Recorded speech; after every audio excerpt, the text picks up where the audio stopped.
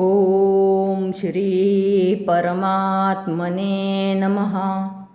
श्रीमद्भगवद्गीता अथ पञ्चदशोऽध्यायः।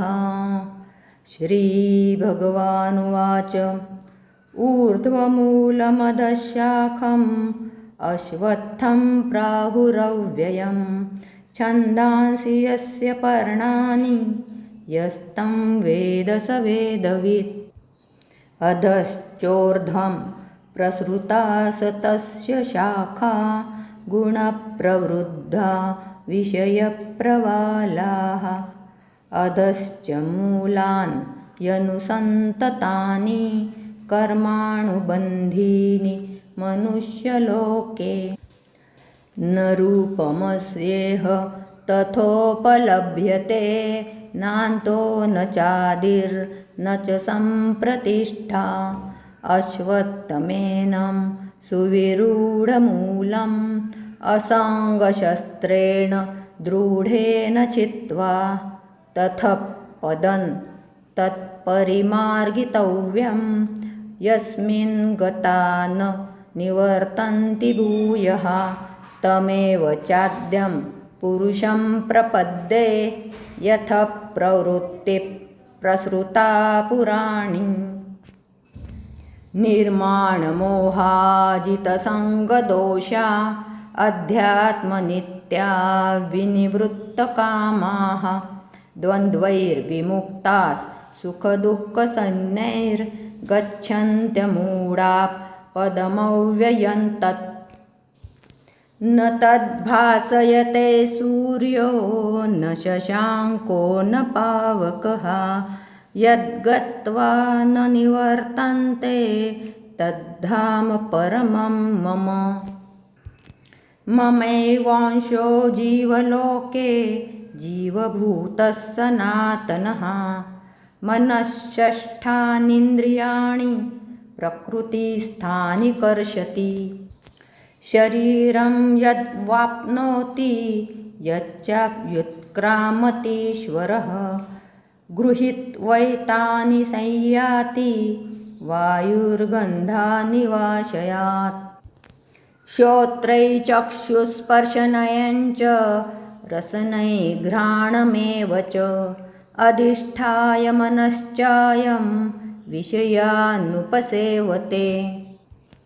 उत्क्रामन्तं स्थितं वापि भुजानं वा गुणान्वितं विमूढानानुपश्यन्ति पश्यन्ति ज्ञानचक्षुषः। यतन्तो योगिनश्चैनं पश्यन्त्यात्मन्यवस्थितं यतन्तोऽप्यकृतात्मानो नैनं पश्यन्त चेतसः। यदादित्यगतं तेजो जगद्भासयतेऽखिलं यच्चन्द्रमसि यच्चाग्नौ तत्तेजो विद्धि मामकम्। गामाविश्य च भूतानि धारयाम्यहमोजसा पुष्णामि चौषधिः सर्वाः सोमो भूत्वा रसात्मकः। अहं वैश्वानरो भूत्वा प्राणिनां देहमाश्रितः प्राणापानसमायुक्तः पचामि अन्नं चतुर्विधम्।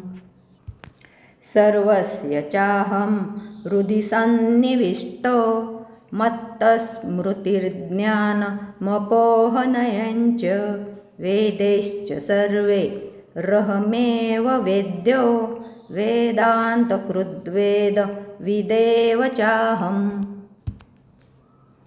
द्वाविमो पुरुषो लोके क्षरश्चाक्षर एव च क्षरः सर्वाणि भूतानि कूटस्थोऽक्षर उच्यते।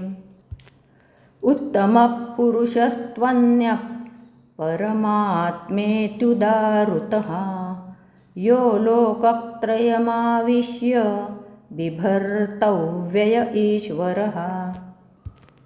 यस्माक्षरमतीतोऽहम् अक्षरदपि चोत्तमः अतोऽस्मि लोके वेदे च प्रथितः पुरुषोत्तमः यो मामेवमसम्मूढो जानाति पुरुषोत्तमं स सर्वविद भजति मां सर्वभावेन भारत इति गुह्यतमं शास्त्रमिदमुक्तं मया नघ एतत् बुद्ध्वा बुद्धिमान् स्यात् कृतकृत्यश्च भारत ॐ तत्सदिति श्रीमद्भगवद्गीतासु उपनिषत्सु ब्रह्मविद्यायां योगशास्त्रे श्रीकृष्णार्जुनसंवादे पुरुषोत्तमयोगो नाम पंचदशोऽध्यायः। ओम श्रीकृष्णार्पणमस्तु। माझे पुढील व्हिडिओ असेच बघण्याकरता प्लीज सबस्क्राईब आणि लाईक करायला विसरू नका. थँक्यू.